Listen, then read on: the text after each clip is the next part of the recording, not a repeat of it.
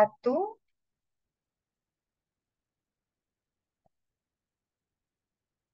kelompok satu silahkan. Silakan itu dari ya.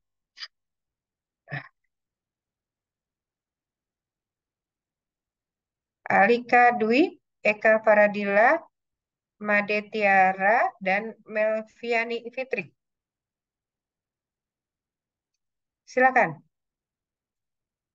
Dengan topik kepribadian dan manajemen stres.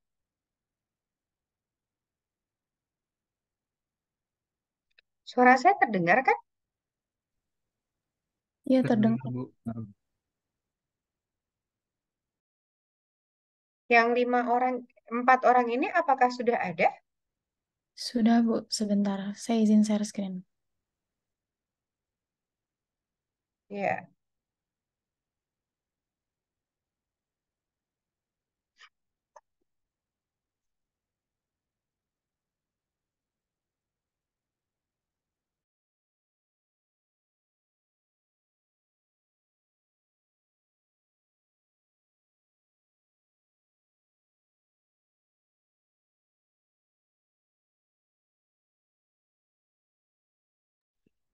Baik, sebelumnya mohon izin kepada Ibu Dian karena saya terhalang untuk on cam karena sedang di luar. Izin memulai presentasi. Assalamualaikum warahmatullahi wabarakatuh. Terima kasih kepada Ibu dosen pengampu mata kuliah hari ini, yaitu Bu Dian dan teman-teman sekalian atas kesempatan yang telah diberikan. Kami dari kelompok satu akan memulai presentasi mengenai kepribadian dan manajemen stres.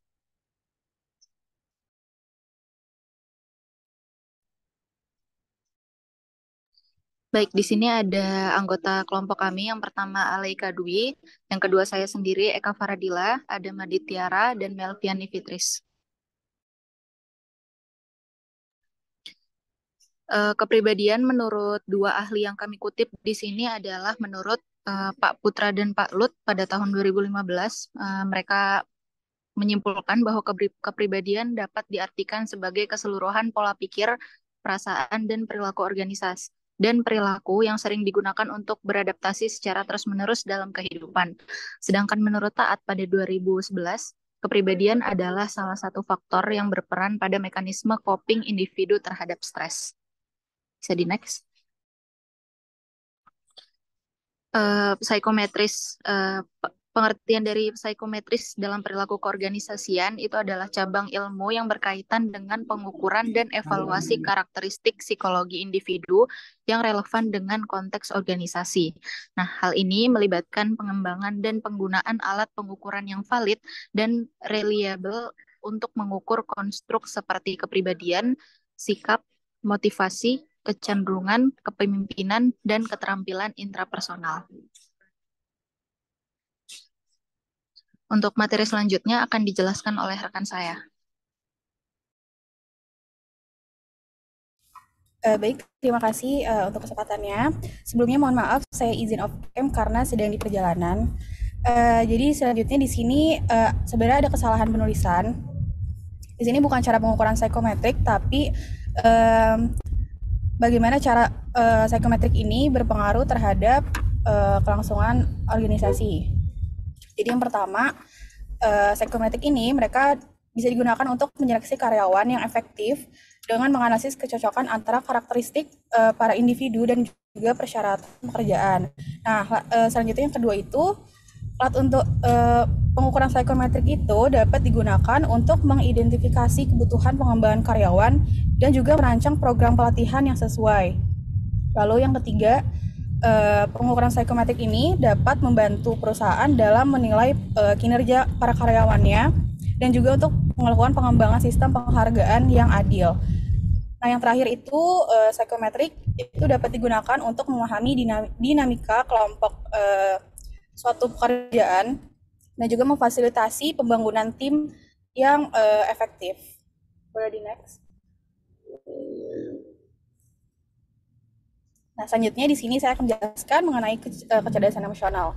Jadi, kecerdasan emosional ini merupakan kompleks perilaku keorganisasian yang mengacu pada kemampuan individu untuk mengenali, memahami, mengelola, dan juga menggunakan emosi para individu tersebut dengan cerdas dalam berinteraksi dan juga membuat keputusan di lingkungan pekerjaan. Saya akan menjelaskan beberapa konteks mengenai kecerdasan emosional. Yang pertama, di sini ada kesadaran emosional. Jadi kesadaran emosional ini merupakan kemampuan individu untuk mengenali dan juga memahami emosi sendiri dan emosi orang-orang yang ada di sekitar mereka. Nah, individu yang memiliki kesadaran emosional ini dia biasanya baik dalam mengidentifikasi emosi yang mereka rasakan dan juga memahami perasaan dan juga emosi orang-orang yang ada di sekitar mereka.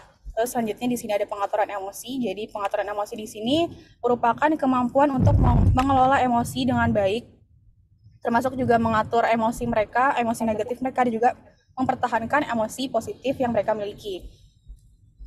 Nah, individu yang bisa mengatur emosi dengan baik ini, yang pasti mereka itu memiliki kontrol diri yang tinggi dan juga mampu menghadapi stres dan dapat mengatasi tantangan dengan tenang. Terus selanjutnya di sini ada kesadaran sosial. Jadi kesadaran sosial ini merupakan sebuah kemampuan bagi individu untuk membaca dan juga memahami emosi orang lain. Jadi individu yang memiliki kesadaran sosial ini biasanya dia lebih peka dengan mereka lebih peka dengan emosi orang lain. Misalnya seperti rekan kerja mereka. Lalu individu ini juga memiliki kecenderungan memiliki empati yang tinggi dan juga mampu berkomunikasi dengan baik dan memahami kebutuhan dan perspektif dari orang lain. Nah, yang terakhir di sini ada pengelolaan hubungan. Jadi pengelolaan hubungan ini merupakan sebuah kemampuan untuk individu dalam membangun hubungan yang baik dan efektif dengan orang lain di lingkungan pekerjaan. Nah, mereka ini melibatkan komunikasi, kerjasama, mempengaruhi orang lain dan juga menyelesaikan konflik dengan cara yang konstruktif. Boleh di next. Nah, selanjutnya di sini saya akan jelaskan mengenai Big Five personality type. Jadi the Big Five personality type ini merupakan bisa disebut juga sebagai model 5 faktor. Jadi mereka ini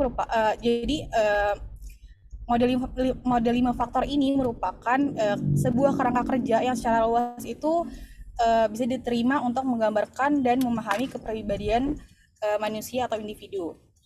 Nah, jadi faktor-faktor ini 5 faktor ini diyakini bisa mempengaruhi perilaku dan konteks keorganisasian. Jadi di sini ada 5 tipe. Yang pertama ada openness to experience atau keterbukaan terhadap pengalaman. Jadi di poin pertama ini mengacu kepada kecenderungan seseorang terhadap hal-hal baru seperti kreativitas atau kesiapan menerima gagasan baru atau pengalaman baru. Jadi orang yang punya openness to experience ini atau keterbukaan terhadap pengalaman baru, biasanya mereka memiliki imajinasi yang tinggi, terus rasa ingin tahu yang tinggi dan juga pola pikir yang terbuka. Nah, di dalam lingkungan organisasi biasanya orang-orang yang punya keterbukaan terhadap pengalaman baru itu cenderung lebih mudah beradaptasi dan juga dengan perubahan dan cenderung lebih berani dalam mengambil resiko. Terus selanjutnya ada conscientiousness atau konsentrisitas, yaitu sebuah kecenderungan untuk bertanggung jawab, terus juga mereka terorganisir dan berorientasi kepada pencapaian. Jadi mereka ini lebih menghargai orang lain dan juga disiplin terhadap diri mereka sendiri, dan juga mereka menetapkan standar tinggi untuk diri mereka sendiri. Lalu di dalam organisasi, individu yang punya konsentris ini seringkali bisa diandalkan dan juga berorientasi pada detail. Jadi mereka ini tipe-tipe orang yang detail dan juga berkomitmen terhadap pekerjaan mereka. Terus selanjutnya di sini ada extraversion atau extroveri. Jadi extroversion ini ditandai dengan sifat-sifat sosialisasi seperti asertivitas dan tingkat energi yang tinggi. Jadi ekstrovert ini mereka lebih suka lebih menikmati kebersamaan dengan orang lain, dan juga mereka ini bersikap terbuka dan juga lebih banyak berbicara dengan orang lain. Nah, kalau di tempat kerja, ekstrovert ini seringkali berhasil melibatkan interaksi sosial, terus juga kepemimpinan juga, dan juga jaringan komunikasi. Nah, selanjutnya di sini ada agreeableness atau kebersahajaan. Jadi kebersahajaan ini merupakan satu faktor yang mencerminkan kecenderungan seseorang untuk bersifat kooperatif, penuh kasih, dan juga mempertimbangkan orang lain. Nah, orang-orang yang memiliki kebersahajaan ini umumnya memiliki empati yang tinggi, terus juga mereka ramah dan menghargai harmoni di dalam sebuah hubungan. Nah, di dalam konteks organisasi, mereka ini biasanya menjadi anggota yang efektif dan berkontribusi pada lingkungan kerja yang positif. Nah, yang terakhir di sini ada neurotism atau neurotisisme. Jadi mereka ini faktor ini mengacu pada tingkat stabilitas emosional dan juga ketahanan yang dimiliki seseorang. Nah, individu yang punya neurotisisme ini cenderung lebih sering dan lebih intens mengalami emosi yang negatif. Nah, jika di tempat kerja, individu yang memiliki neurotisisme ini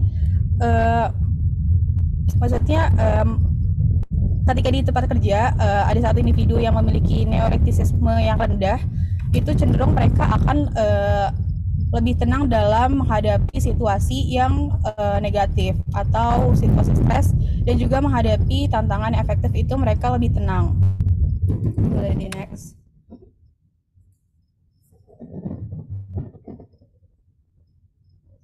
Selanjutnya di sini ada kepribadian tipe A dan B. Jadi pertama saya akan menjelaskan dulu apa itu kepribadian level A.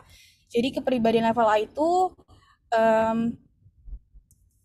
merupakan sebuah kepribadian yang merujuk pada individu yang memiliki sifat-sifat yang lebih kompetitif, terus juga mereka agresif dan tergesa-gesa. Nah, mereka ini biasanya sering menunjukkan sifat yang ambisius daripada orang-orang yang lain, dan juga mereka lebih perfeksionis dalam suatu hal dan memiliki kecenderungan tinggi terhadap kecemasan dan juga kegelisahan. Nah, seseorang yang memiliki kepribadian level A ini menunjukkan perilaku yang lebih dominan di antara orang-orang yang lain, dan juga berorientasi pada hasil, dan juga cenderung bekerja dengan intensitas yang tinggi. Boleh di next.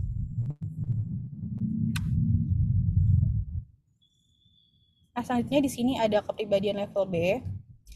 Kepribadian level B ini merujuk kepada seorang individu yang memiliki sifat-sifat yang lebih rileks, kooperatif, dan juga lebih santai. Nah, mereka ini cenderung lebih fleksibel dan juga toleran terhadap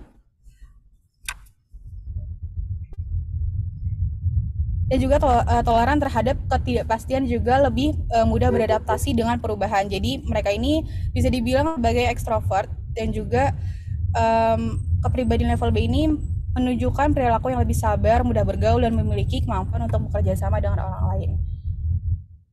Boleh di next. Untuk selanjutnya akan dijelaskan oleh rekan saya. Baik, terima kasih atas waktunya. Sebelumnya saya mohon maaf untuk Ibu Dian karena saya terhalang sinyal di rumah, jadi tidak bisa untuk on cam. Baik, selanjutnya saya akan menjelaskan tentang pengertian dari manajemen stres. Nah, manajemen stres itu merupakan proses mengenali, memahami, dan juga mengelola stres untuk menjaga keseimbangan dan juga kinerja yang baik dalam konteks suatu organisasi. Nah, manajemen stres sendiri dapat diartikan sebagai suatu tindakan yang melibatkan suatu aktivitas berpikir, emosi, rencana pelaksanaan, serta penyelesaian suatu masalah. Nah, manajemen stres ini dapat diterapkan oleh setiap individu di tempat kerja atau organisasinya terlepas dari posisi atau jabatan mereka. Manajemen stres sendiri ini juga melibatkan penggunaan strategi seperti identifikasi sumber stres, pengembangan keterampilan mengatasi stres, penyeimbangan kehidupan kerja dan pribadi, serta dukungan sosial. Nah, kita dapat mengawali manajemen stres ini dengan memulai mengidentifikasi sumber stres yang terjadi di kehidupan suatu individu. Nah, seringkali sumber stres yang biasanya kita hadapin ini sifatnya nggak jelas atau jarang kita sadari ya, sehingga kita juga terkadang tidak menyadari dan tidak mempedulikan stres tersebut sebagai suatu langkah untuk mengurangi beban pikiran, perasaan, dan juga perilaku dari individu tersebut. Nah, langkah selanjutnya dalam melakukan manajemen stres itu dengan memilih strategi penyelesaian masalah yang efektif. Nah, pemilihan strategi yang efektif itu melalui dua cara. Yang pertama, mengubah situasi dengan menghindari sumber masalah. Nah, tapi pada strategi yang pertama ini, nggak semua hal bisa kita ubah seperti yang udah kita bayangin ya. Contohnya tuh ada kematian, bencana, dan sebagainya. Itu membutuhkan sikap yang lebih adaptif karena hal-hal seperti itu tidak bisa untuk dihindari karena udah jalan yang nggak bisa kita hindari lah gitu. Nah, yang kedua itu caranya mengubah respon kita terhadap sumber stres yang kita hadapi. Kadang kita gampang banget untuk ngelihat sisi positif dari hal buruk yang mohon maaf, terkadang kita nggak bisa ngelihat sisi positif dari hal buruk yang kita hadapin gitu. Jadi ketika kita mulai mencoba menerima hal atau situasi yang nggak menyenangkan, maka sikap kita itu juga dapat menjadi langkah awal agar kita melihat sisi positif dari yang kita alami gitu. Selain itu, kita juga dapat menurunkan standar pribadi kita. Nah, dengan kita merasa nyaman dan tidak terbebani dengan apa yang kita hadapi, kita akan secara perlahan tuh berdamai dengan kondisi tersebut sehingga kita dapat kembali melakukan pencapaian di hidup kita. Selain itu, manajemen stres yang dapat kita lakukan itu juga bisa dengan melakukan aktivitas yang menyenangkan yang kita sukai. Nah, aktivitas tersebut bisa berupa merupakan jalan-jalan ke tempat favorit, melakukan hal-hal yang baru, melakukan olahraga yang ringan, stretching, dan juga hal-hal lainnya.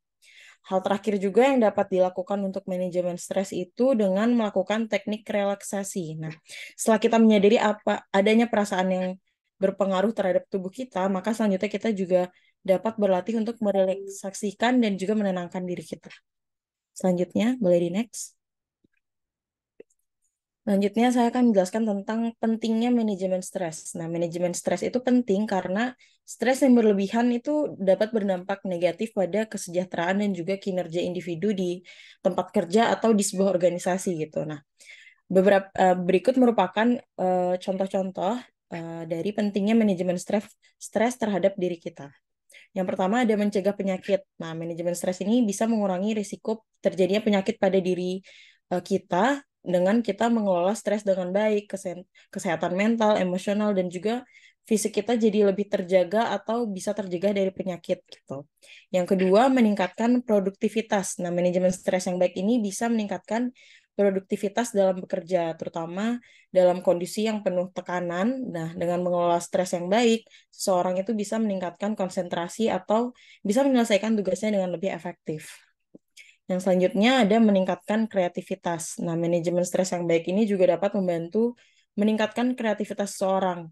Karena dengan mengelola stresnya dengan baik, seseorang itu dapat memiliki pikiran yang lebih jernih dan juga mampu berpikir secara kreatif dalam menghadapi suatu masalah. Yang terakhir ada meningkatkan kualitas hidup. Nah, dengan manajemen stres yang baik, seseorang itu dapat memiliki kualitas hidup yang lebih baik juga. Karena manajemen stres yang baik dapat mencegah stres berkembang dan juga berdampak negatif pada kehidupan sehari-hari seseorang. Selanjutnya, boleh di next. Selanjutnya, saya akan menjelaskan tentang sumber dan juga gejala stres. Yang pertama ada sumber stres. Sumber stres ini dapat berasal dari berbagai faktor ya. Nah, berikut merupakan beberapa sumber umum dalam stres. Yang pertama itu ada beban kerja yang berlebihan. Nah, contohnya ada tuntutan pekerjaan yang tinggi, tenggat waktu yang ketat, dan juga pekerjaan yang terlalu overload yang bisa menyebabkan stres. Yang kedua ada konflik peran, contohnya ketidakjelasan dalam peran dan tanggung jawab. Ada konflik antara tuntutan pekerjaan dan kehidupan pribadi, dan juga ada konflik antar peran dalam organisasi dapat juga menyebabkan stres gitu. Nah, selanjutnya yang ketiga, ketidakpastian pekerjaan. Nah, contohnya nggak adanya kejelasan tentang masa depan pekerjaannya, perubahan organisasi yang terlalu sering, atau ketidakpastian dalam kebijakan dan juga prosedur kerja dalam suatu organisasi. itu bisa menjadi sumber dari stres. Yang keempat, kurangnya kendali. Nah, contohnya ada ketidakmampuan untuk mengontrol lingkungan pekerjaannya, adanya pengambilan putusan, atau kurangnya otonomi dalam pekerjaan yang dapat menyebabkan stres. Lalu yang terakhir, ketidakadilan organisasional. Nah, contohnya ada perlakuan yang tidak adil, ketidaksetaraan peluang, atau konflik interpersonal yang nggak diselesaikan dapat menyebabkan sumber stres gitu bagi individu. Boleh di next. Selanjutnya ada gejala stres. Nah, gejala stres dalam perilaku keorganisasian ini ada bervariasi ya antar individu, tapi ada beberapa gejala umumnya, yaitu yang pertama ada kelelahan mental dan fisik yang berlebihan, lalu ada kesulitan berkonsentrasi, ada perasaan cemas dan gelisah, ketegangan otot dan juga sakit kepala, lalu ada perubahan suasana hati dan iritabilitas, ada gangguan tidur, penurunan motivasi dan produktivitas, dan juga konflik interpersonal dan juga isolasi sosial. Boleh di next. Baik, selanjutnya akan dijelaskan oleh rekan saya. Terima kasih. Baik, terima kasih atas waktunya. Saya Melvi akan menjelaskan mengenai strategi mengurangi stres. Ada beberapa strategi yang dapat digunakan untuk mengurangi stres dalam perilaku keorganisasian. Yang pertama yaitu ada manajemen waktu yang efektif. Mengatur waktu dengan baik dapat membantu mengurangi stres dalam pekerjaan. Prioritaskan tugas-tugas penting, buat jadwal yang realistis, dan memanfaatkan teknik manajemen waktu seperti metode Pomodoro. Lalu yang kedua, komunikasi yang efektif.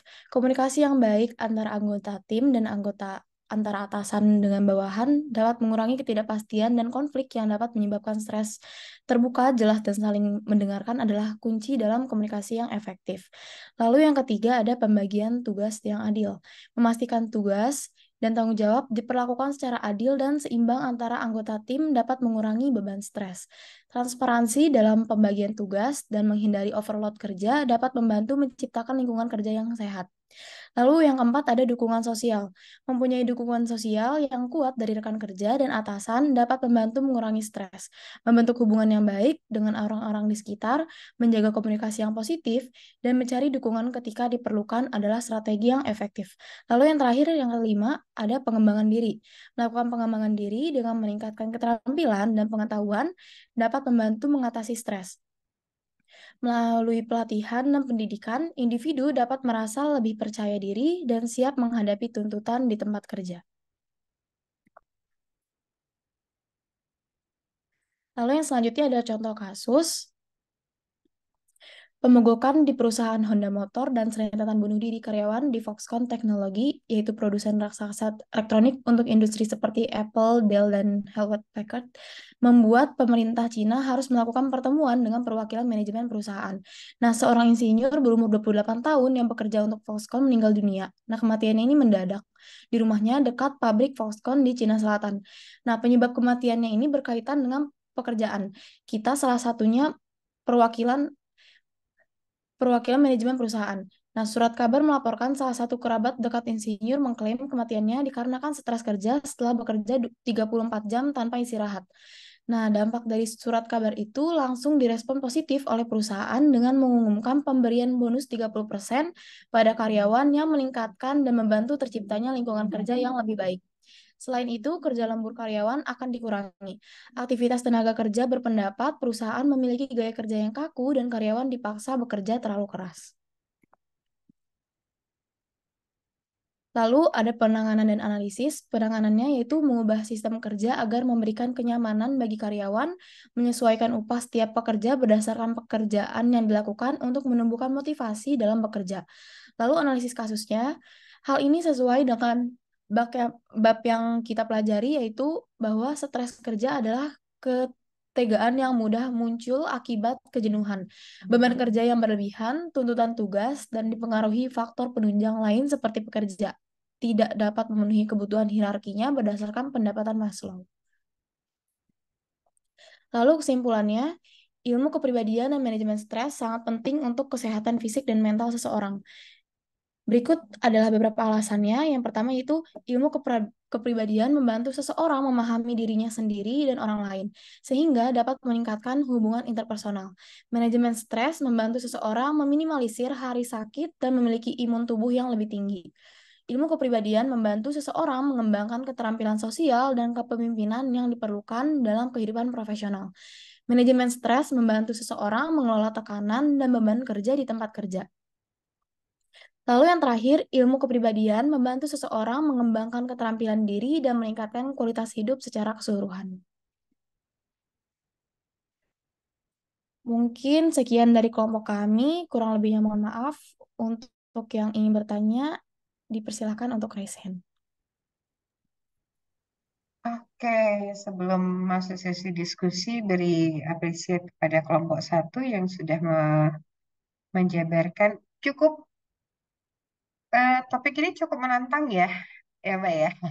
Karena sekaligus bisa jadi way out kalian yang saat ini mungkin tugasnya sangat menumpuk. Karena manajemen stres itu adalah salah satu hal yang paling pertama di dalam eh, kapasitas kita sebagai SDM atau manajemen ya. Silakan. Kelompok satu ini saya akan berikan 3 penanya. Silakan Resen.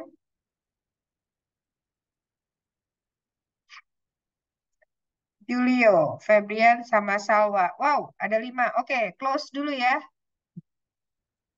Ternyata ada 5 lebih dari target. Silahkan Jadi, rule-nya begini. Saya akan berikan waktu untuk eh, kelompok satu diskusi setelah teman-teman memberikan pertanyaan. Untuk menghemat waktu, maka pada saat kelompok satu diskusi dengan timnya, maka kelompok 2 akan presentasi. Ya, oke, silakan. Mulai dari Julio terlebih dahulu. Oke, baik Bu. Terima kasih kesempatannya untuk bertanya dan juga terima kasih untuk kelompok satu atas pemaparan materinya dan kesempatannya untuk bertanya ya. Jadi pertanyaan saya adalah kalau misalnya kita sedang berada di situasi kerja yang kompetitif dan seringkali mengalami stres, bagaimana cara organisasi untuk memperbaiki budayanya menjadi lebih baik tanpa mengurangi keefektifan yang didapat dari adanya situasi yang kompetitif tadi? Apakah terdengar dengan jelas? Dengar jelas. Oke, terima kasih. Oke, silakan Iken.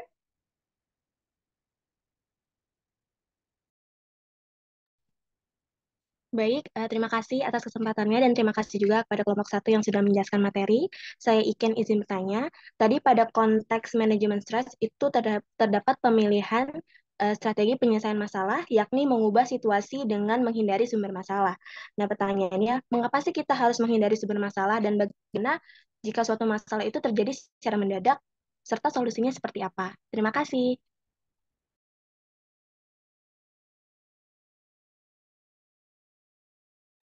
Yang ditanya tadi sumber stres ya, yang datang mendadak. Iya. Oke, Iken, noted.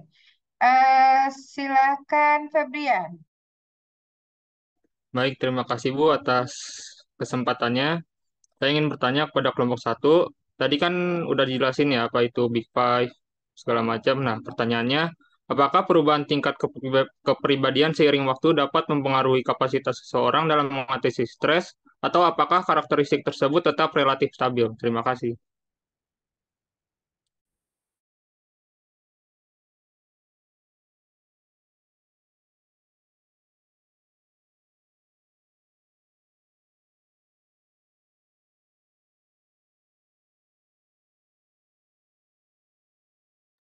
Oke, kelompok satu sudah mencatat ya. Sudah, Bu. Oke, silakan Salwa.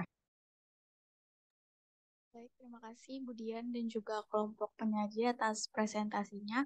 Nama saya Salwa Nur Amaina, ingin bertanya.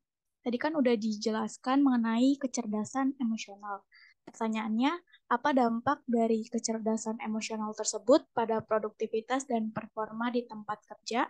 Dan bagaimana perusahaan dapat mengintegrasikan pengembangan kecerdasan emosional dalam budaya perusahaan mereka? Itu aja. Terima kasih.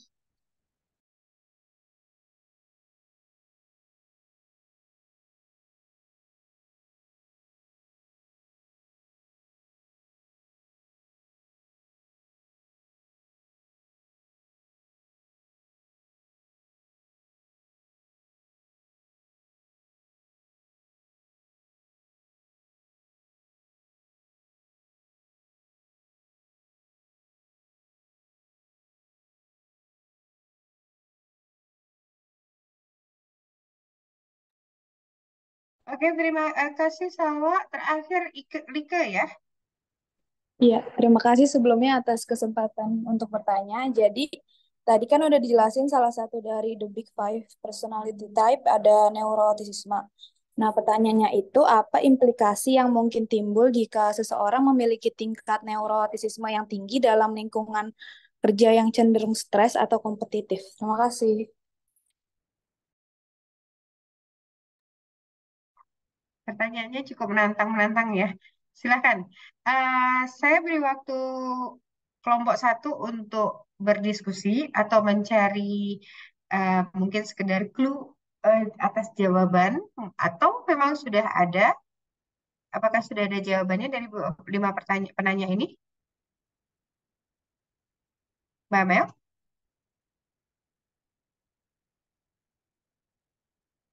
Atau mau minta waktu?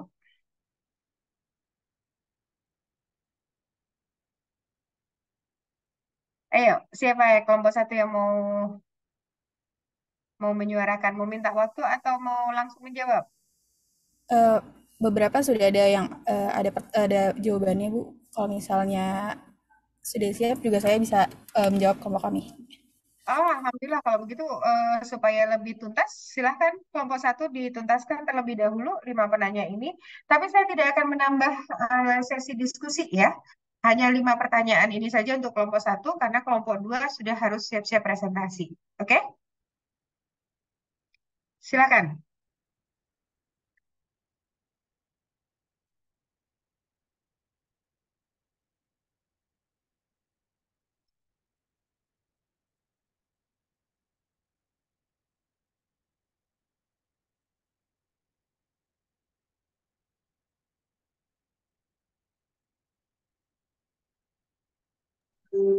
Baik, Ibu, saya izin menjawab pertanyaan dari Lika tentang gimana seorang yang memiliki tingkat neurotitisme yang tinggi ini, eh, implikasinya apa yang dapat timbul gitu. Jadi yang pertama itu tingkat stres yang tinggi ya. Jadi individu yang memiliki neurotitisme yang tinggi ini cenderung lebih rentan terhadap stres. Jadi dalam lingkungan kerja yang kompetitif ini, tekanan yang tinggi ini bisa meningkatkan tingkat stres mereka gitu, yang bisa berdampak negatif pada kinerja mereka. Lalu ada respon emosional yang kuat juga, mereka cenderung lebih mudah terganggu oleh ketidakpastian, kritik, atau juga konflik. Lalu tingkat kepuasan kerja yang lebih rendah. Jadi mereka mengalami kesulitan dalam menghadapi tuntutan lingkungan kerja yang intens dan juga kompetitif. Hal ini juga berdampak pada tingkat kepuasan kerja yang lebih rendah dan meningkatkan risiko kelelahan emosional atau burnout. Lalu yang terakhir, hubungan kerja yang bisa terpengaruh. Nah, kondisi yang neuroticisme yang tinggi ini dapat mempengaruhi hubungan kerja seseorang. Mereka itu mungkin aja memiliki kesulitan dalam menangani konflik atau bekerja sama dalam tim. Nah, ini bisa juga berdampak negatif pada kerjasama antar rekan kerja. Nah, meskipun neuroticisme yang tinggi ini dapat memiliki implikasi negatif, penting juga buat kita ingat bahwa semua individu itu memiliki kekuatan serta potensinya yang beda-beda ya. Jadi eh, kesadaran akan karakteristik pribadi ini bisa membantu individu untuk mengembangi strategi yang efektif dalam menghadapi tantangan di lingkungan kerja yang juga kompetitif. Tapi balik lagi, tiap individu memiliki potensi dan juga sifatnya yang berbeda-beda. Gitu. Apakah terjawab? Sudah terjawab, terima kasih. Terima kasih kembali.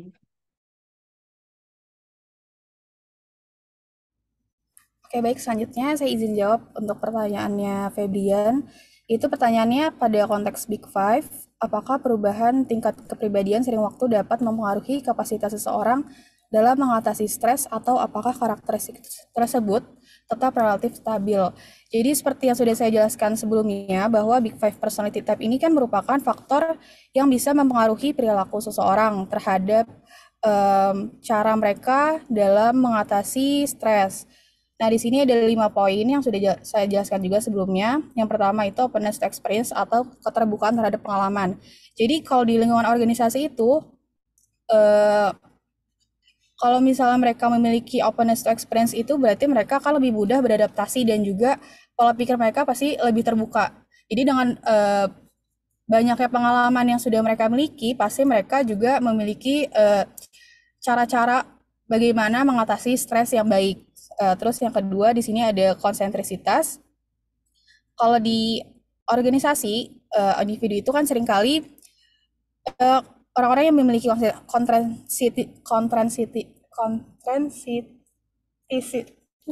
konsentrisitas ini mereka itu biasanya sering diandalkan dan juga lebih detail terhadap sesuatu. Jadi ketika mereka mendapatkan suatu pengalaman yang buruk atau pengalaman negatif, pasti mereka semakin banyak pengalaman, mereka akan mampu mengatasi stres tersebut dengan baik. Terus juga ada ekstroveri. Jadi mereka ini melibatkan interaksi sosial, kepemimpinan dan juga jaringan komunikasi. Jadi pada intinya dalam 5 faktor ini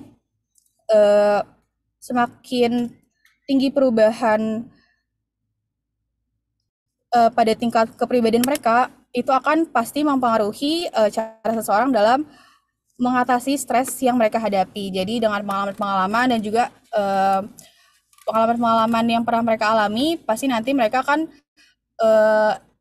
ibaratnya mengevaluasi diri untuk bisa mengatasi stres yang mereka hadapi.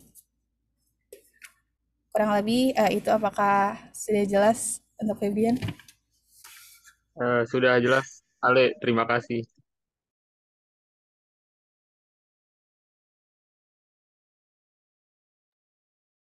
Baik, untuk selanjutnya saya Melvi akan menjawab pertanyaan dari Julio. Pertanyaannya, dalam lingkungan kerja yang kompetitif dan sering membuat stres, bagaimana perusahaan tersebut memperbaiki budaya tersebut tanpa mengurangi keefektifan yang didapat dari situasi kompetitif? Nah, jawabannya itu perbaikan budaya organisasi membutuhkan komitmen dan dukungan dari manajemen dan karyawan. Nah, perusahaan ini bisa melakukan beberapa langkah untuk membuat suasana kompetitif yang sehat gitu. Yang pertama itu membuat lingkungan kerja yang positif dan inklusif, yaitu memperbanyak kolaborasi. Lalu yang kedua, mendorong komunikasi yang terbuka dan jujur antara karyawan dan manajemen. Lalu bisa juga memberikan dukungan kesehatan mental dan manajemen stres, bisa memberikan pelatihan dan pengembangan keterampilan kepribadian dan manajemen stres, memberikan penghargaan dan pengakuan atas kontribusi karyawan. Lalu bisa juga dengan melakukan langkah menjaga keseimbangan antara persaingan dan kerjasama. Mungkin itu jawabannya. Apakah sudah jelas, Julio? Sudah, terima kasih. Oke.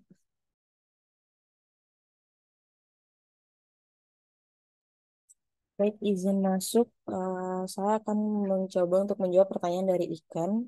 Gimana pada konteks manajemen stres terdapat strategi penyelesaian masalah, yakni mengubah situasi dengan menghindari sumber masalah. Nah, mengapa harus menghindari sumber masalah? Bagaimana jika suatu masalah terjadi secara mendadak dan solusinya seperti apa? Baik, menghindari beberapa alasan yang mendasari itu. Yang pertama, mencegah peningkatan stres. Nah, dengan menghindari sumber masalah, seseorang itu bisa mencegah atau mengurangi tingkat stres yang mungkin saja timbul, gitu. Nah, yang kedua juga menjaga keseimbangan emosional. Menghadapi sumber masalah yang terus-menerus berulang-ulang itu dapat mempengaruhi keseimbangan emosional bagi suatu individu kan ya. Nah, dengan menghindari sumber masalah yang bisa terjadi secara berulang-ulang itu, individu ini dapat menjaga kestabilitasan emosionalnya dan juga mencegah munculnya reaksi yang berlebihan atau merugikan dalam menghadapi situasi yang menekan. Nah, namun seperti yang ditanyakan oleh Ikan tadi, masalah kan mungkin saja muncul secara mendadak dan harus segera ditangani ya. Jadi, jika saya simpulkan, menghindari sumber masalah itu merupakan suatu strategi yang efektif dalam manajemen stres untuk mengurangi tingkat stres dan menjaga keseimbangan emosional. Namun, jika suatu masalah itu muncul secara mendadak dan tiba-tiba, penting juga untuk kita mengetahui bagaimana kita bisa menerapkan strategi penyelesaian masalah itu dengan tepat. Contohnya bisa dengan mengidentifikasi masalahnya itu apa. Lalu kita identifikasi nih solusi alternatif untuk menyelesaikan masalahnya apa.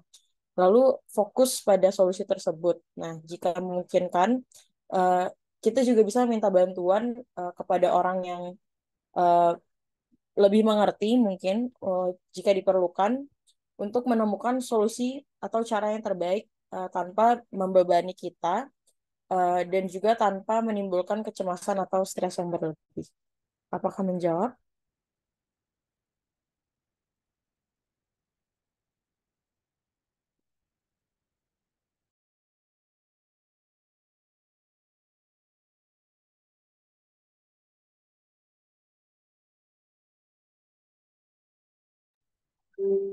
Baik, saya anggap terjawab ya. Terima kasih. Ikannya kemana? Oke. Eh, satu lagi ya? Atau sudah semua? Satu lagi, Bu. Rika ya? Saya akan menjawab pertanyaan dari Salwa. Tadi sudah dijelaskan mengenai kecerdasan emosional, apa dampaknya jika kita memiliki kecerdasan emosional yang baik pada produktivitas dan performa di tempat kerja, dan bagaimana perusahaan dapat mengintegrasikan pengembangan kecerdasan emosional dalam budaya perusahaan mereka. Nah, jadi jawabannya dampak baik memiliki kecerdasan emosional pada lingkungan kerja yang pertama yaitu meningkatkan kinerja karyawan. Lalu yang kedua, meningkatkan motivasi diri, empati, dan inisiatif. Lalu yang ketiga, meningkatkan kemampuan berkomunikasi secara efektif dengan rekan kerja. Lalu meningkatkan kemampuan dalam mengambil keputusan yang lebih baik dan meningkatkan kesehatan fisik dan mental.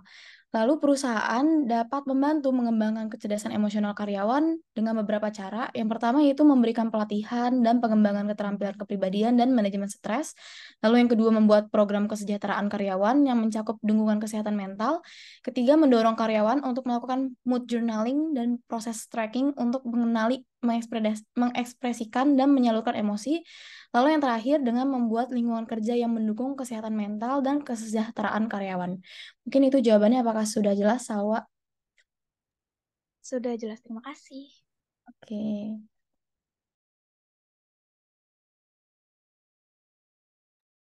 Baik, sebenarnya saya nggak perlu nambahkan lagi ya, karena teman-teman kelompok satu sangat menguasai materi yang dipaparkan hari ini. Kita beri aplaus kepada kelompok satu. Namun jika teman-teman masih ada yang masih belum paham, silakan ketik pertanyaannya di WA grup kita. Nanti akan saya coba balas dengan chat juga untuk pemahamannya, ya. Oke. Beri aplaus kepada kelompok satu. Terima kasih kelompok satu. Kita lanjut kepada kelompok dua. Kelompok dua itu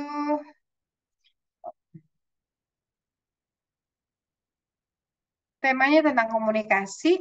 Ini ada Iken, Safina, Tiara, dan Zahrani.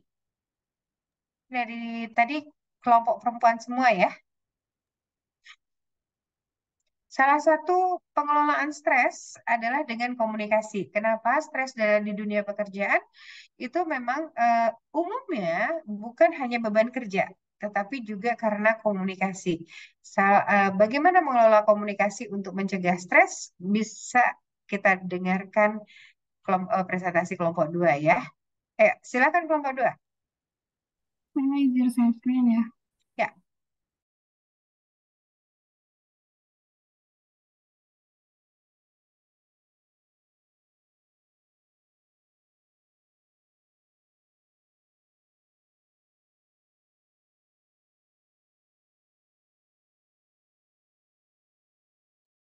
Ibu izin mulai ya, Bu.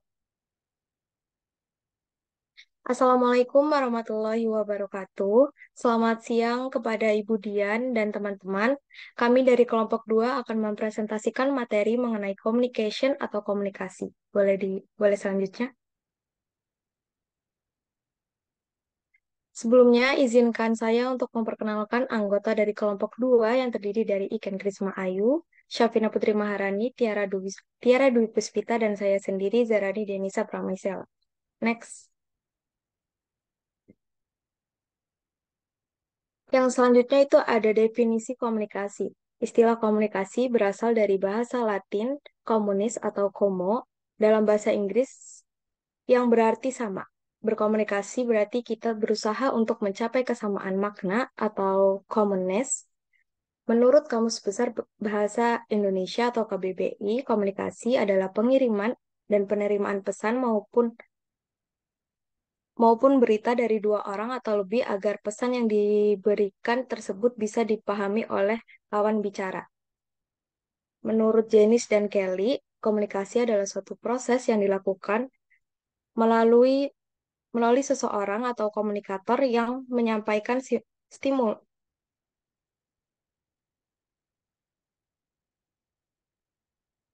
Menurut Janice dan Kelly, komunikasi adalah suatu proses yang dilakukan melalui seseorang atau komunikator yang menyampaikan stimulus dengan tujuan mengubah atau membentuk perilaku orang lainnya. Menurut Raymond Ross, komunikasi adalah suatu proses menyortir, memilih, dan mengirim simbol sedemikian rupa sehingga membantu pendengar membangkitkan makna atau respon dari pikirannya yang serupa dengan dimaksudkan oleh komunikator. Jadi, kesimpulannya, komunikasi adalah suatu proses di mana terjadinya penyampaian pesan oleh seseorang kepada orang lain dalam bentuk verbal maupun nonverbal atau secara lisan atau langsung ataupun tidak langsung melalui media. Boleh di next. Berikutnya itu ada fungsi dari komunikasi. Fungsi dari komunikasi yang utama dalam suatu kelompok atau organisasi ada 4, yaitu yang pertama ada fungsi kontrol untuk mengetahui apakah orang lain tetap sesuai pada jalur yang ditetapkan oleh kita atau tidak. Yang kedua ada fungsi motivasi, itu untuk dapat memotivasi orang lain dengan cara yang lembut atau langsung menyentuh hati nurani. Yang ketiga ada fungsi emosional, itu untuk menyampaikan emosi yang dirasakan oleh seseorang kepada orang lain. Dan yang terakhir itu ada fungsi informasi, untuk memfasilitasi proses pengambilan keputusan baik individu ataupun kelompok. Boleh di next? Oke, berikutnya itu ada mengapa komunikasi itu penting. Secara garis besar, komunikasi itu penting karena dapat membangun hubungan kita dengan orang lain dan menyelesaikan permasalahan yang ada. Pentingnya komunikasi dalam kehidupan pribadi atau dalam organisasi yaitu yang pertama menambah pengetahuan karena adanya proses pertukaran informasi, ide atau perasaan di dalamnya. Yang kedua itu ada membangun dan menjaga hubungan. Dengan adanya komunikasi yang baik, kita dapat membangun serta menjaga hubungan dengan orang lain. Yang ketiga ada membantu menyelesaikan masalah. Contohnya yaitu dengan kita mengobrol, klarifikasi, dan lain sebagainya. Yang keempat ada meningkatkan kerjasama tim. Dengan adanya komunikasi yang efektif, tim akan terhindar dari kesalahpahaman. Dan hal itu dapat meningkatkan kerjasama dalam tim. Dan yang terakhir itu ada meningkatkan produktivitas. Komunikasi membantu karyawan memahami peran dan tugas mereka lebih baik, sehingga produktivitas mereka dapat meningkat. Boleh di next. Selanjutnya itu ada metode komunikasi. Yang pertama ada komunikasi lisan. Adalah suatu pesan verbal yang dapat disampaikan dan jawabannya bisa diterima dalam waktu yang singkat secara langsung. Contohnya itu pada saat rapat, video conferencing, atau telepon. Yang kedua ada komunikasi tertulis, yaitu pesan dalam bentuk cetakan membuat pengirim maupun penerima memiliki dokumentasi tersebut. Dan pesan itu dapat disimpan selama waktu yang tak terhingga. Contohnya itu seperti surat, email, pesan singkat, media sosial, blog, dan lain sebagainya. Yang ketiga itu ada komunikasi nonverbal, yaitu komunikasi yang bisa menyampaikan hal-hal penting.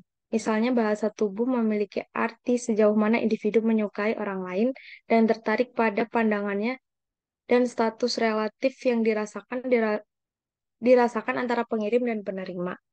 Boleh di next. Yang selanjutnya itu ada arah komunikasi dalam menyampaikan sebuah informasi. Yang pertama ada komunikasi ke bawah atau downward communication. Artinya penyampaian informasi dari atasan ke bawahan sesuai dengan struktural di organisasi. Penggunaan komunikasi ini sangat efektif untuk menyampaikan instruksi, pengarahan, pengontrolan kepada bawahan. Yang kedua ada komunikasi ke atas atau upward communication, yang berarti penyampaian informasi dari bawahan ke atasan. Biasanya terjadi saat karyawan kita ingin menyampaikan usulan, ide, keluhan, pengaduan, dan lain sebagainya. Yang ketiga ada komunikasi horizontal atau horizontal communication, yaitu komunikasi yang melibatkan antara individu atau kelompok pada level yang sama. Contohnya yaitu diskusi antar staf akuntan, diskusi antar manajer, diskusi direktur dengan kolega. Dan yang terakhir atau yang keempat itu ada komunikasi diagonal atau diagonal communication, yaitu komunikasi yang dilakukan antar individu atau kelompok pada bagian berbeda dan tingkatan yang berbeda pula. Boleh di next.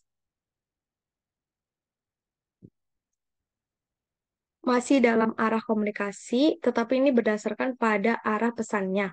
Yang pertama itu ada communication satu arah, yaitu pesan yang disampaikan oleh pengirim atau pihak yang memulai komunikasi kepada pihak penerima pesan, tetapi pihak penerima pesan tidak memiliki kesempatan untuk memberikan umpan balik atau mengajukan pertanyaan. Dan yang kedua itu ada komunikasi dua arah, yang berarti proses komunikasi yang terjadi timbal balik atau respon ketika sebuah pesan dikirimkan oleh sumber atau pengirim pesan kepada penerima pesan. Boleh di next. Selanjutnya akan dijelaskan oleh teman saya.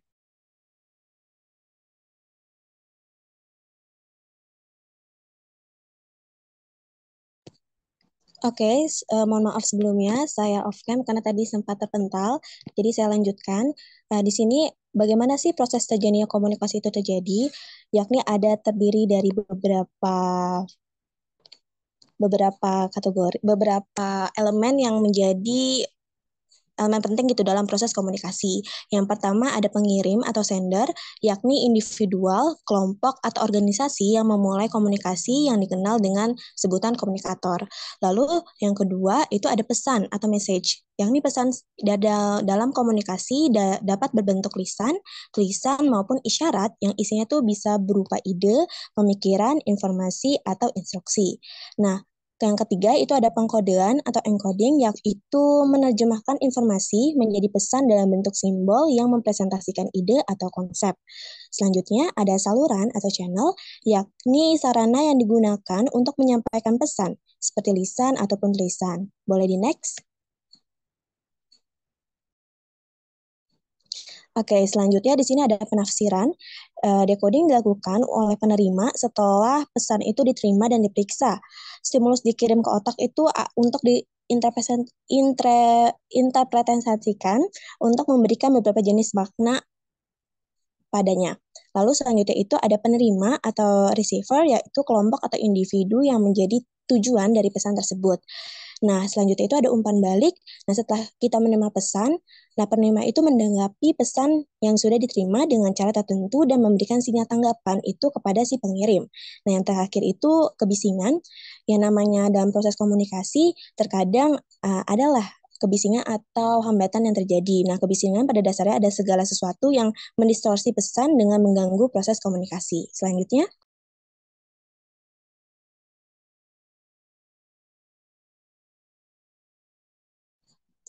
adalah kapan sih komunikasi itu terjadi secara efektif? Menurut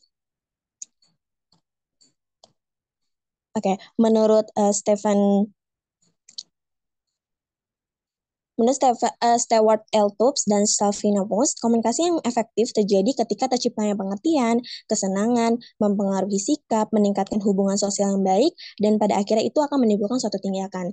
Jadi komunikasi efektif adalah tuh saling bertukar informasi, ide, perasaan, atau sikap antara dua orang atau kelompok yang hasilnya sesuai harapan dan dapat menghasilkan perubahan sikap pada orang yang terlibat komunikasi. Selanjutnya. Nah, komunikasi yang efektif menurut Scott M. Coltip dan Allen dalam bukunya Effective Public Relation, ada faktor-faktor yang disebutkan yakni the seven communication, yaitu ada credibility, lalu ada konteks, content, clarity, continue, dan konsistensi, capability of audience, serta channels of distribution. Boleh di next?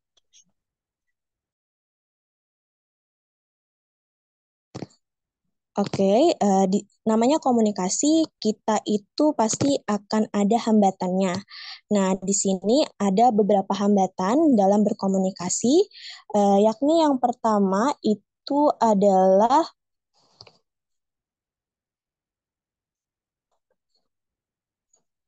penyaringan. Maksudnya, penyaringan ini adalah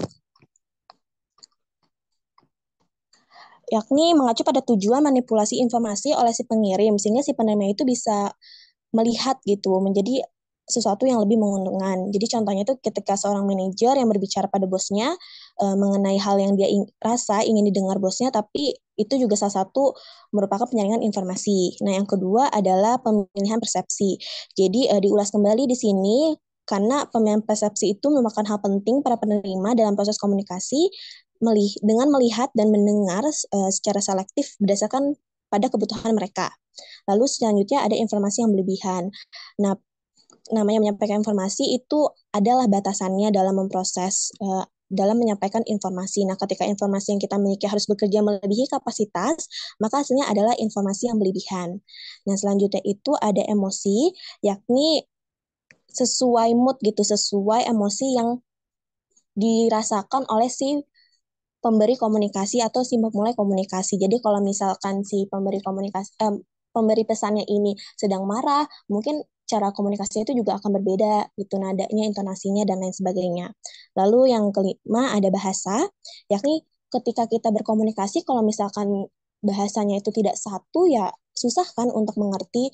Contohnya mungkin kalau misalkan di Indonesia ada suku Jawa gitu, berbicara ingin bertanya kepada orang Kalimantan. Kalau misalkan dia berbicara pakai bahasa Jawa, kan orang Kalimantannya nggak ngerti gitu. Ternyata bahasa ini juga salah satu faktor yang bisa hambatan yang bisa mempengaruhi dalam berkomunikasi. Lalu selanjutnya ada keheningan, yakni ketika situasi hening terus tidak ada ketiadaan informasi itu juga akan mempengaruhi dalam proses komunikasi karena hal yang mudah untuk mengabaikan keheningan itu ya karena memang akan mempengaruhi dalam membangun suasana dalam berkomunikasi kita nantinya. Selanjutnya itu ada kekhawatiran komunikasi, yakni diperkirakan 5-20% dari populasi itu menderita kekhawatiran komunikasi yang melemahkan tenaga atau kecemasan sosial. Nah, orang-orang yang mengalami ketegangan dan kecemasan yang tidak semestinya dalam komunikasi bisa secara tertulis, lisan, ataupun keduanya. Nah, mereka itu akan sulit gitu untuk berbicara dengan orang lain. Nah, selanjutnya itu ada berbohong. Jadi hambatan yang terakhir itu berbohong adalah kesalahan penyajian atas informasi secara sekaligus atau berbohong. Jadi kan kita nggak tahu ya orang itu menyampaikan informasi apakah benar-benar sudah sesuai fakta atau mungkin bisa jadi dia akan berbohong. Oke, boleh di next. Oke, di mana sih komunikasi itu dapat kita lakukan? Sebenarnya komunikasi sehari-hari itu sudah pasti kita lakukan ya, berbicara dengan orang ataupun kayak gini berpresentasi kan juga salah satu bentuk komunikasi. Nah, salah satunya itu di dalam organisasi. Jadi menurut para ahli gitu ya, salah satunya Ron Ludlow itu mengatakan bahwa komunikasi organisasi adalah suatu program komunikasi pada kajian bidang PR, public relation mengenai hubungan internal, serta hubungan pemerintah dan hubungan investor dan organisasi. Lalu menurut DeVito, komunikasi organisasi itu sebuah usaha mengirim serta menerima pesan baik dalam kelompok formal ataupun informal dalam organisasi.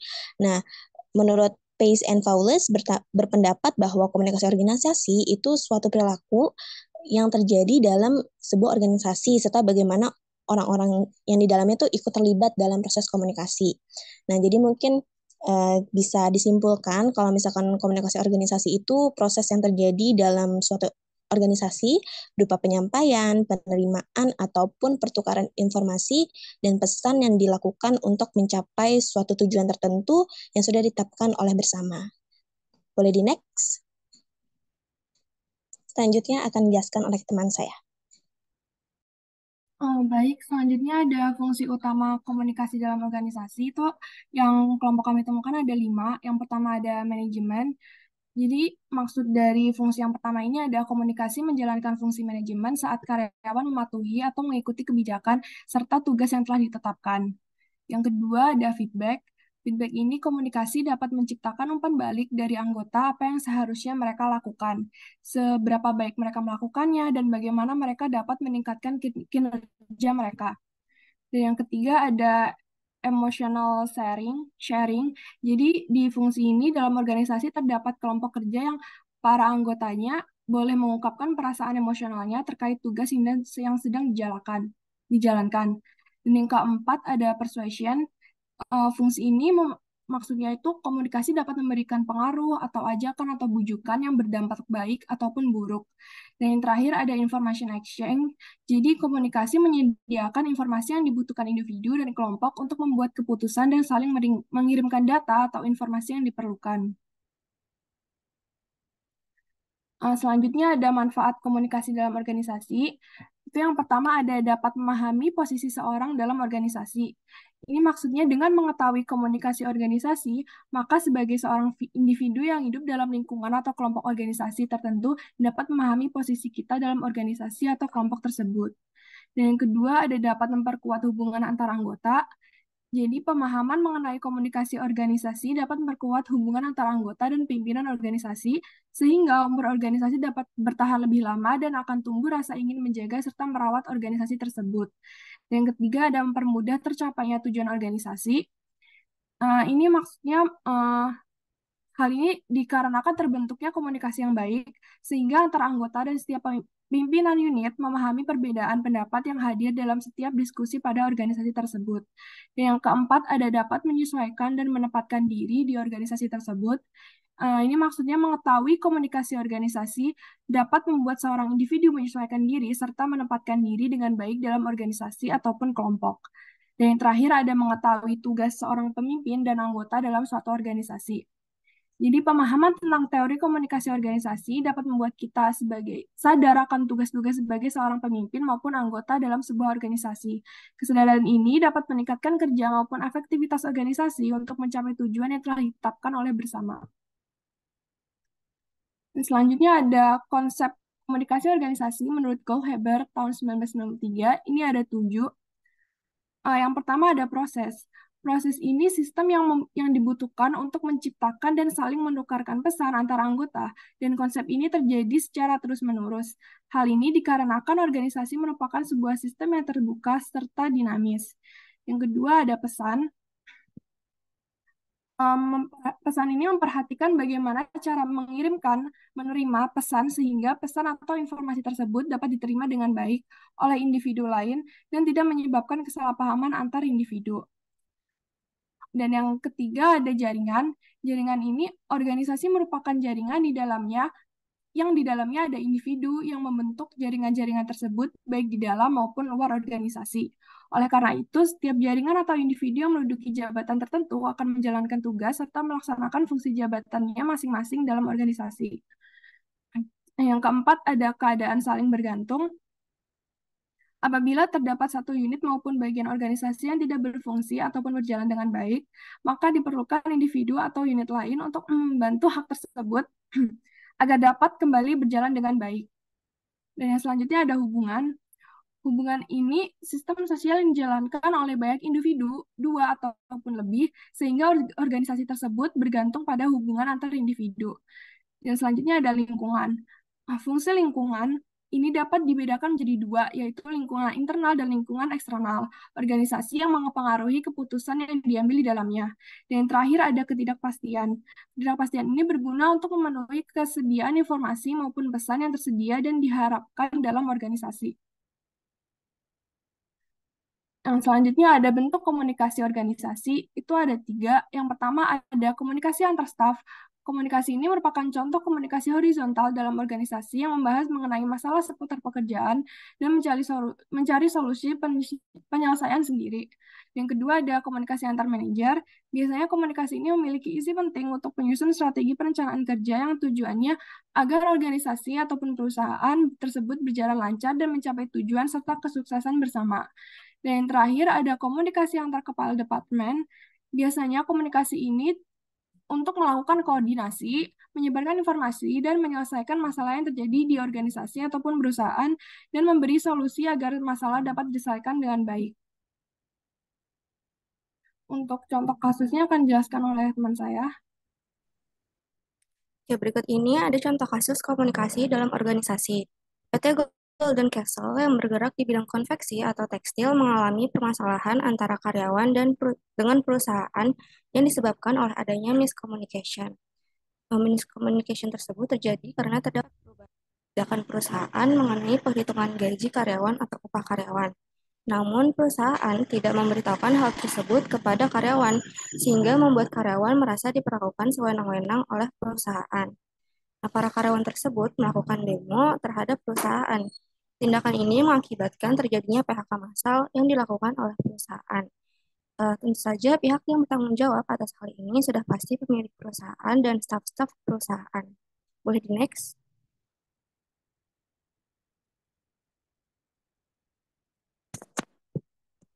Untuk saran penyelesaian kasus komunikasi dalam organisasi sebelumnya, yaitu yang pertama, perusahaan dapat membentuk suatu sistem informasi yang terstruktur agar tidak terjadi kesalahan dalam komunikasi.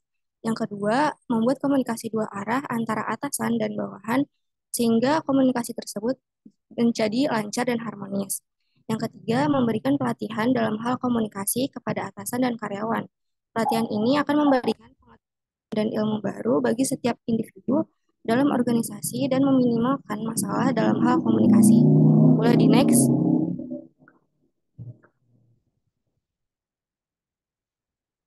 Untuk kesimpulannya, kasus komunikasi dalam organisasi yaitu PT Golden Castle yang bergerak di bidang industri konveksi atau tekstil mengalami permasalahan antar karyawan akibat buruknya komunikasi antara atasan dan karyawan. Para karyawan ini memprotes perusahaan sehingga berujung pada PHK massal di dalam perusahaan.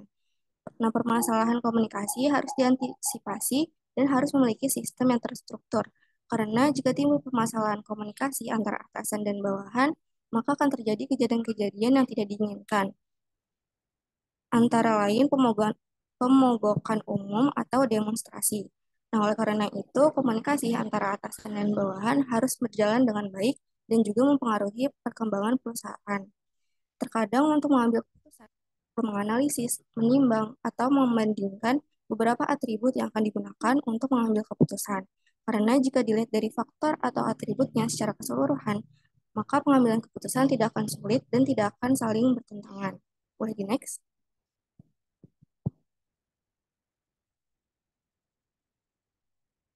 Untuk kesimpulan dari keseluruhan materi komunikasi ini, yaitu komunikasi adalah suatu proses di mana terjadi penyampaian pesan oleh seseorang kepada orang lain dalam bentuk verbal maupun non-verbal, ataupun secara lisan maupun tidak langsung, atau melalui media.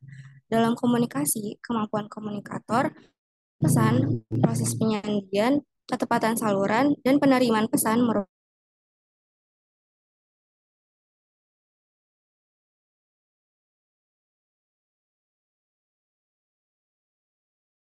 merupakan sebuah proses dalam suatu organisasi berupa penyampaian, penerimaan, serta pertukaran informasi dan pesan yang dilakukan untuk mencapai suatu tujuan tertentu yang sudah ditetapkan oleh bersama.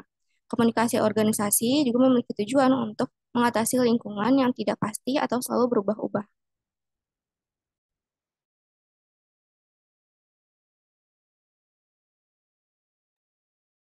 Oke, sekian dari kelompok kami. Untuk teman-teman yang ingin bertanya, boleh raise hand. Terima kasih.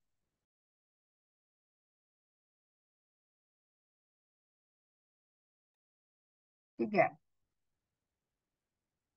Cukup tiga? Empat. Oke, saya tutup ya. Ada empat penanya, Gustiar, Giovanni, Julio, dan Muhammad Said.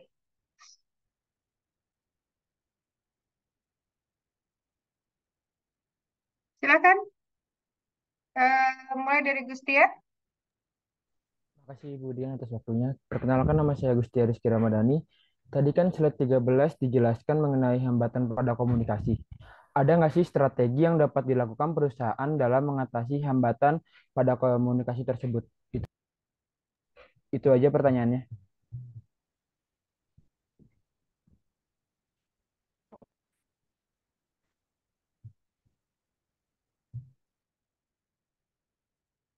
Oke, kelompok dua sudah mencatat ya? Ya, sudah, Ibu. Oke, Giovanni silahkan. Baik, terima kasih Ibu. Terima kasih juga kepada teman-teman kelompok penyaji atas penjelasannya tadi.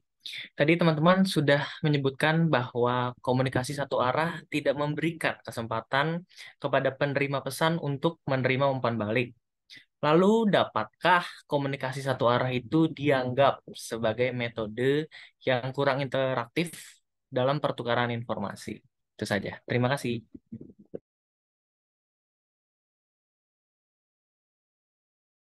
Good question, Giovanni.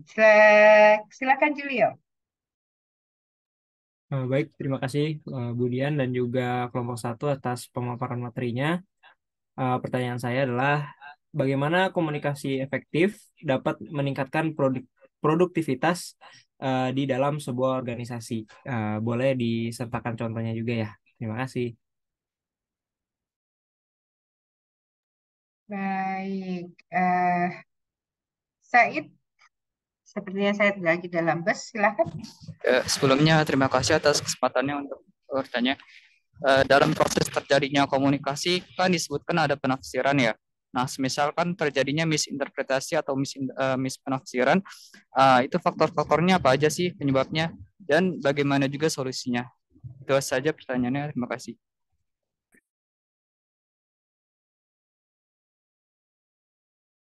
Baik, terakhir Rizky.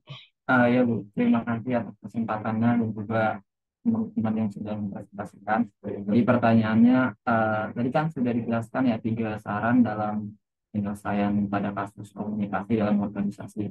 Nah dari saran yang poin ketiga itu kan disebutkan memberikan pelatihan dalam hal komunikasi kepada atasan dan karyawan. Nah kira-kira itu bentuk pelatihan seperti apa yang biasanya diterapkan dalam mewujudkannya?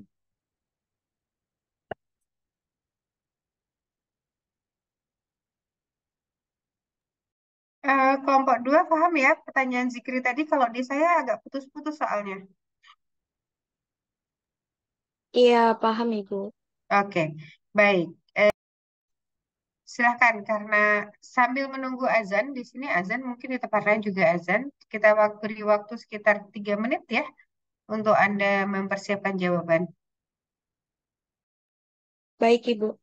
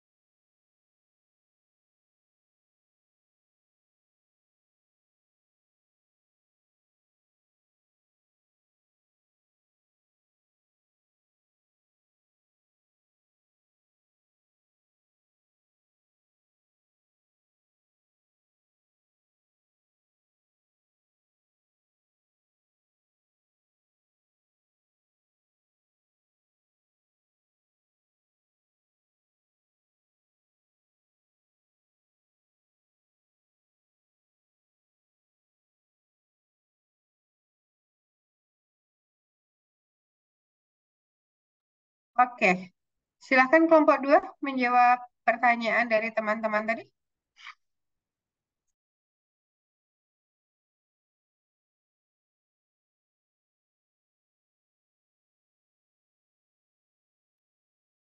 Oke, baik, saya izin menjawab pertanyaan dari Gustiar. Tadi mengenai strategi apa yang dapat dilakukan perusahaan dalam mengatasi hambatan pada komunikasi. Jadi strateginya itu perusahaan harus menciptakan budaya kerja yang saling menghormati dan berpikiran terbuka agar menciptakan keharmonisan antar anggota organisasi, sehingga mereka dapat saling memahami segala perbedaan yang ada, seperti perbedaan persepsi, pendapat, atau pemikiran yang terjadi pada saat bekerja. Yang kedua, antar anggota organisasi dalam perusahaan harus saling berkomitmen dan bekerja sama untuk memegang teguh etika berkomunikasi. Perusahaan bisa membuat alur komunikasi antar divisi dengan jelas dan detail untuk menghindari adanya kesalahpahaman, sehingga tujuan perusahaan dapat tercapai dengan tepat. Apakah sudah terjawab, Gustiar? Sudah cukup terjawab. Terima kasih.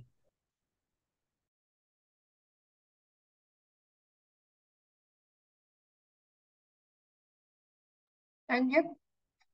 Selanjutnya saya akan mencoba menjawab pertanyaan dari Gio. Tadi tentang bagaimana komunikasi satu arah itu tidak memberikan kesempatan kepada penerima pesan untuk memberikan umpan balik, lalu dapatkah komunikasi satu arah dianggap sebagai metode yang kurang interaktif dalam pertukaran informasi? Jadi jawaban dari kelompok kami itu iya, komunikasi satu arah biasanya dianggap sebagai metode yang kurang aktif dalam pertukaran informasi. Nah, hal ini karena dalam komunikasi satu arah, informasi hanya mengalir pada pengirim pesan saja ke penerima pesan tanpa kesempatan bagi penerima pesan untuk memberikan umpan balik ataupun berpartisipasi aktif dalam proses komunikasi. Nah, selain itu, komunikasi satu arah seringkali kurang efektif dalam memfasilitasi pemahaman yang mendalam ataupun pertukaran ide yang berarti antara pihak yang terlibat. Oleh karena itu, dalam banyak situasi, upaya yang dilakukan untuk meningkatkan interaktivitas dalam komunikasi untuk memastikan bahwa pesannya lebih efektif disampaikan dan dimengerti. Apakah sudah menjawab? Baik, sudah terjawab. Terima kasih. Oke, sama-sama. Lanjut ke Julio kah atau ke Said dulu? Ke Julia dulu, Ibu. Saya izin menjawab, Bu.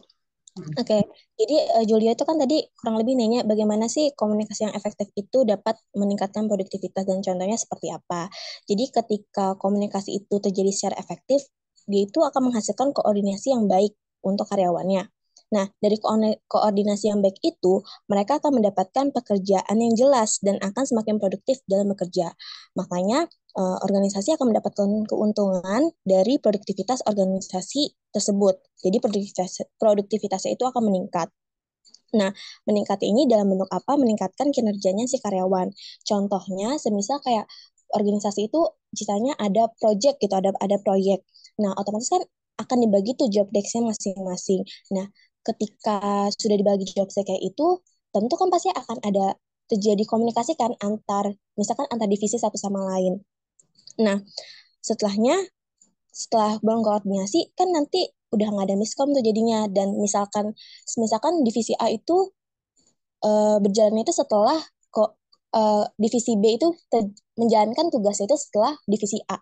Otomatis kan dia harus menunggu divisi A itu selesai misalkan.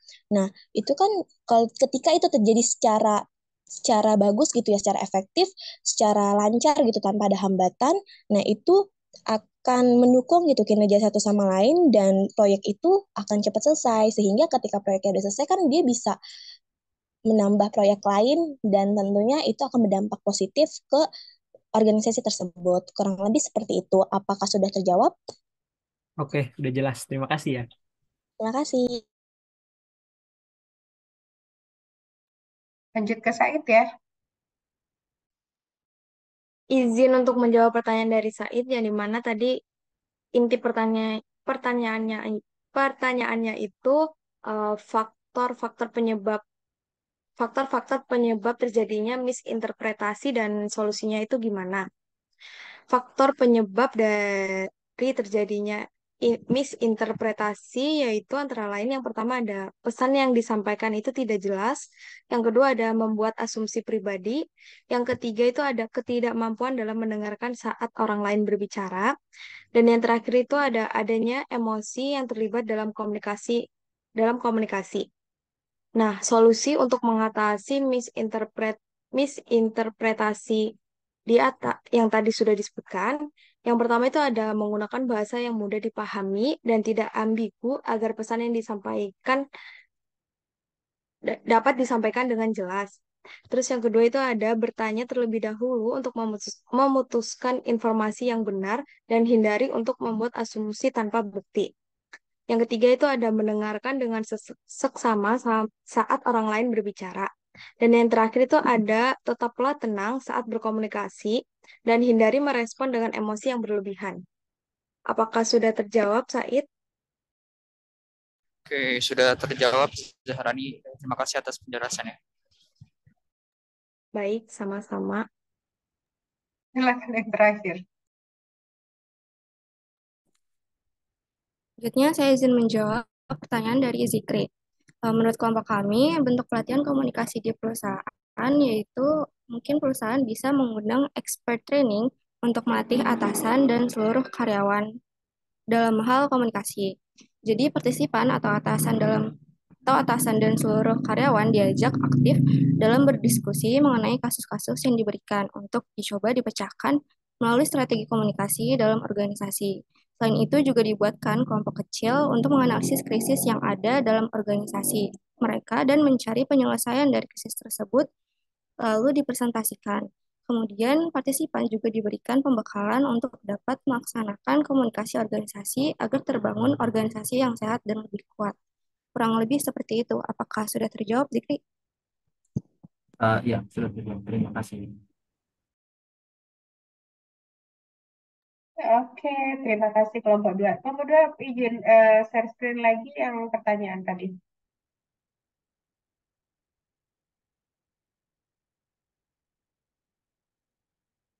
Ya, secara garis besar kelompok sudah menjawab dengan baik ya. Pertanyaan-pertanyaan ada 5 pertanyaan tadi dari Gustiar, Gio, Julio, Said, dan Zikri. Namun yang masih mengganggu dalam analisa saya, dalam jawaban dari pertanyaan kelima yaitu Zikri, karena kasus yang kelompok 2 angkat itu adalah eh, kesalahpahaman antara penentuan gaji atau UMR ya, kalau nggak salah ya Mbak, betul ya. Nah, di sini penyelesaian kasus itu memberikan pelatihan. Apakah memang pelatihan ini diperlukan dalam kasus ini? Teman-teman ada yang aware nggak?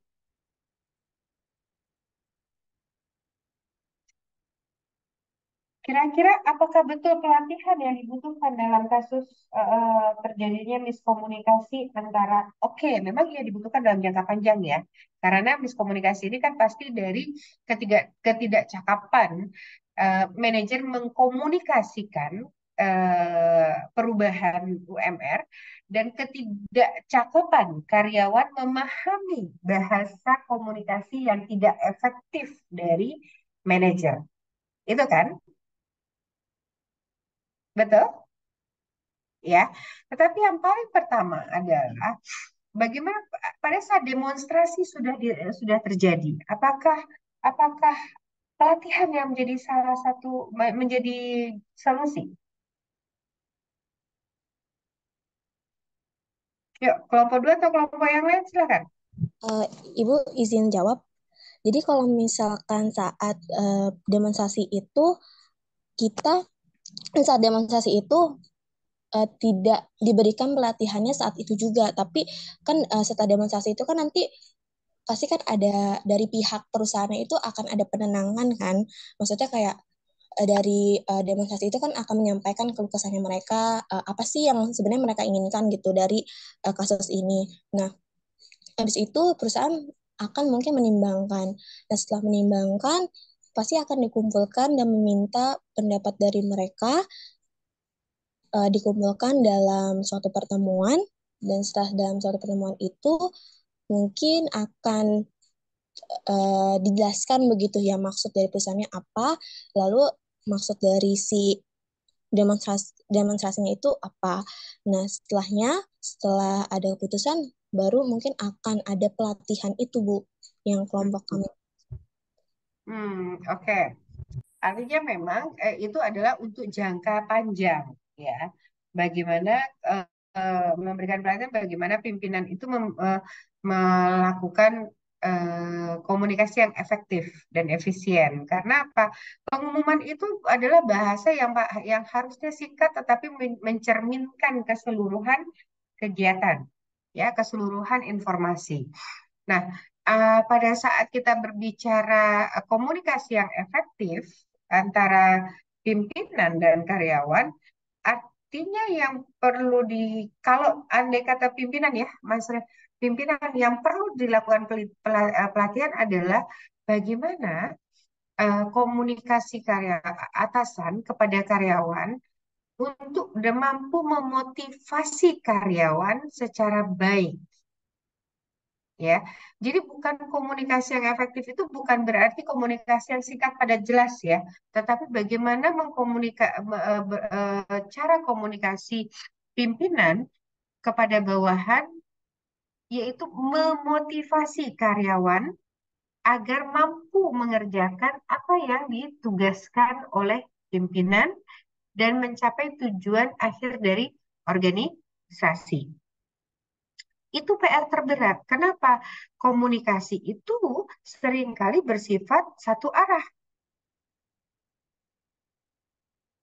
Ya, antara atasan dan bawahan, khususnya jika memang organisasi itu adalah organisasi besar. Maka komunikasi satu arah itu akan sering terjadi. Apa itu komunikasi satu arah? Itu komunikasi yang memang biasanya bentuknya adalah order atau perintah. Tapi bagaimana caranya bentuk perintah ini tidak mencerminkan egosentrisme atau arogansi dari si pimpinan kepada si karyawan. Sehingga karyawan akan merasa mengerjakan pekerjaan tersebut dengan willingness-nya. Nah, itu yang disebut dengan komunikasi yang efektif. Apakah komunikasi satu arah merupakan komunikasi kurang interaktif? Kalau kurang interaktif, ya. Apakah tidak efektif? Belum tentu. Ya, jadi komunikasi satu arah bisa saja menjadi efektif pada saat kita berbicara komunikasi yang sifatnya order atau perintah. Jadi jangan remehkan komunikasi satu arah. Pada saat kita berbicara di dalam kelas pun, ini sifatnya adalah komunikasi satu arah. Kenapa? Anda berbicara, saya bicara, Anda diam mendengarkan. Tidak interupsi. Itu disebut dengan komunikasi satu arah. Apakah ini apakah kurang interaktif? Belum tentu juga. Kenapa? Pada saat Anda tidak memahami, Anda memiliki itu jatuhnya ada dua arah ya. Pada saat Anda mendapatkan komunikasi satu arah, oke? Anda tidak dapat langsung berdiskusi, ya, tetapi Anda mencermati secara keseluruhan, itu disebut dengan komunikasi yang interaktif juga. Tetapi memang kurang, ya, tidak se-powerful pada saat Anda berlakukan diskusi. Nah, masalahnya pada saat kita berbicara satu kelompok kecil dengan satu kelompok besar, itu kan akan menjadi salah satu pasti akan satu kelompok akan merasa terintimidasi, betul? Ya. Nah, bagaimana komunikasi dalam hal ini? Apakah menggunakan satu arah atau dua arah?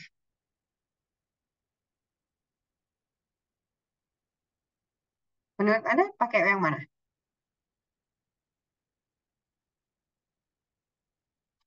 Anda cermati ya, pada saat demonstrasi, kenapa pihak yang didemo tidak akan menggunakan hak suaranya secara besar-besaran? Pasti yang sangat frontal berbicara adalah pendemonya. Kenapa?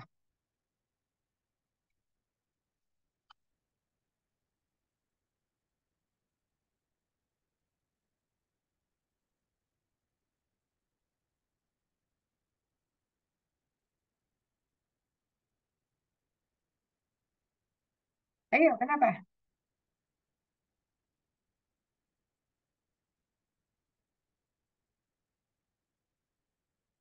Kok nggak ada yang jawab?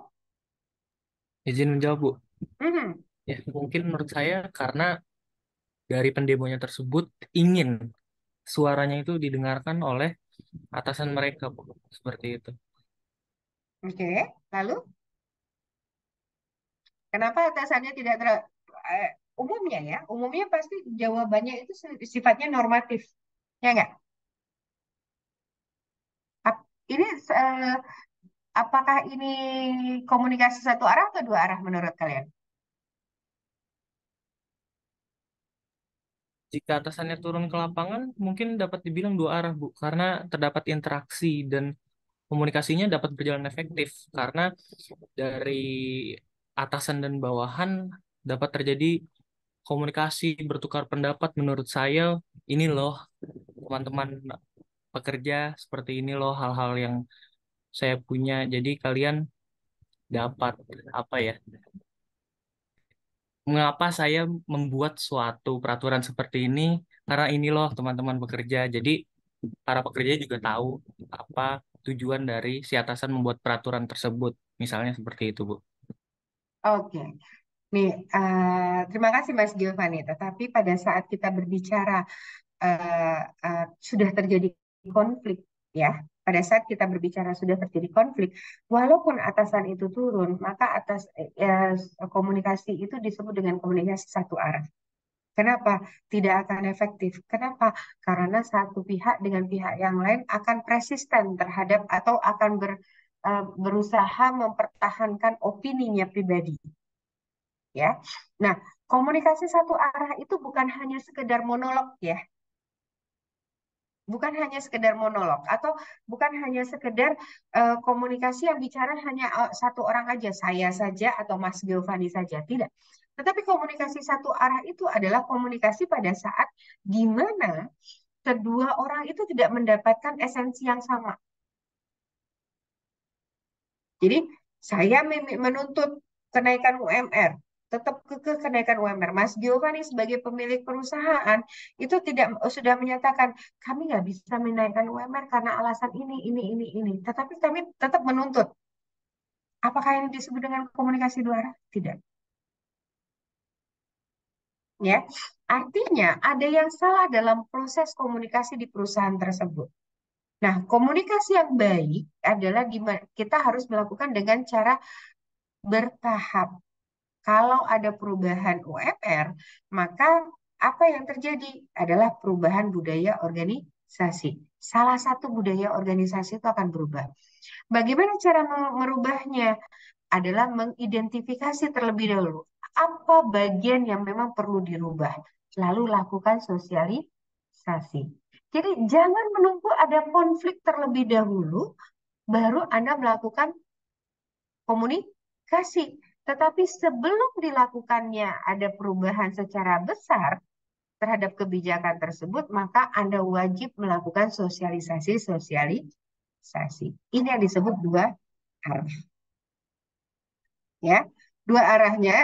Apakah Bu kalau misalnya nggak terlalu banyak yang mendengarkan, tetapi nggak ada respon dari ini pada saat kita melakukan sosialisasi, apakah disebut dengan satu arah?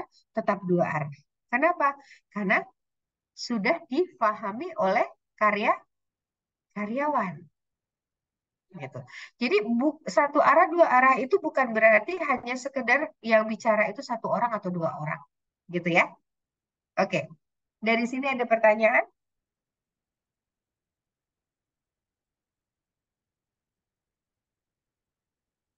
Tidak? Baik, kalau tidak, sepertinya waktu kita juga sudah melebihi. Terima kasih banyak kelompok 1 dan 2 yang sudah melakukan presentasi. Saya tutup perkuliahan hari ini. Assalamualaikum warahmatullahi wabarakatuh. Waalaikumsalam warahmatullahi wabarakatuh. Terima kasih Ibu. Terima kasih, Bu.